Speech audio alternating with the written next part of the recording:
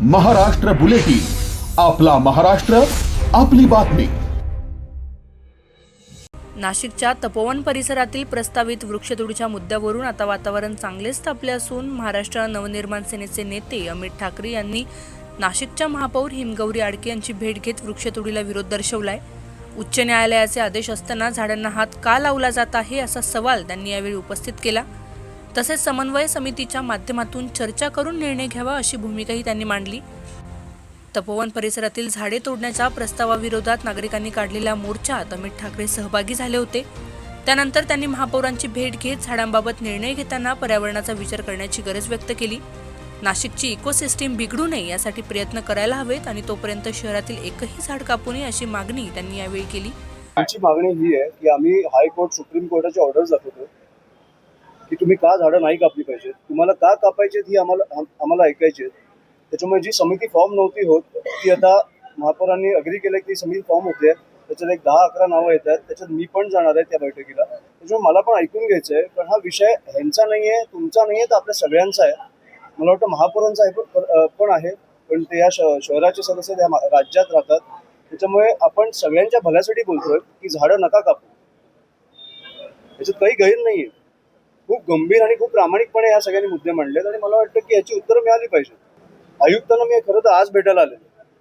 आज आयुक्त का नाही भेटले मला माहित नाही, पण आयुक्त पण त्यांचे आहेत, महापौर पण त्यांचे आहेत, आमदार पण त्यांचे आहेत आणि खासदार पण त्यांचे. पण ते उत्तर देईपर्यंत एक झाड कापलं गेलं नाही पाहिजे. आज मान्य महापौर आणि उपमहापौर यांच्यावर आमची सर्व प्रकारची चर्चा झाली. त्या चर्चेमध्ये आपण तपोवनातली झाडं, म्हणजे तपोवन नाव, तपोवनातली झाडं, त्यातलं माईस सेंटर जे अजून पण पुढे GR निघाली त्याबद्दल रद्द झाल्याचा, आणि नाशिक शहरात जी रस्ता रुंदीकरणासाठी जे सगळ्या 5 विभागांमध्ये यांनी नोटिसा लावल्या आहेत, झाडं तोडण्याचं यांनी प्रस्तावित केलेलं आहे. त्याचप्रमाणे गोदावरी नदीचं प्रदूषण, कॉन्क्रिटीकरण या सर्व मुद्द्यांवर त्यांची चर्चा आली.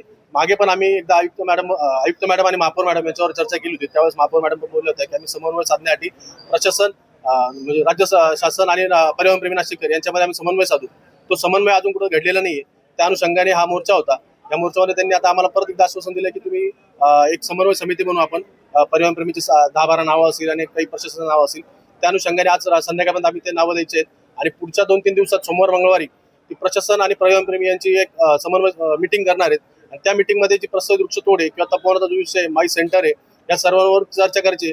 आणि जर ही समन्वय बैठक जर पुढच्या हप्त्यामध्ये नाही झाली तर पर्यावरणप्रेमींतर्फे पुन्हा एकदा नाशिक महानगरपालिका असेल प्रशासनाविरोधात यापेक्षाही उग्र आम्ही आंदोलन करू आणि याचा वेळोवेळी तपोवन परिसरातील प्रस्तावित वृक्षतोडीच्या मुद्द्यावरून पर्यावरण प्रेमी आणि स्थानिक नागरिक आक्रमक झाले असून समन्वय समितीच्या माध्यमातून पुढील निर्णय घेतला जाणार आहे. मात्र बैठकीत समाधानकारक तोडगा न निघाल्यास आंदोलन अधिक तीव्र करण्याचा इशाराही पर्यावरण प्रेमींनी दिलाय. Bureau report, Maharashtra bulletin, Nashik.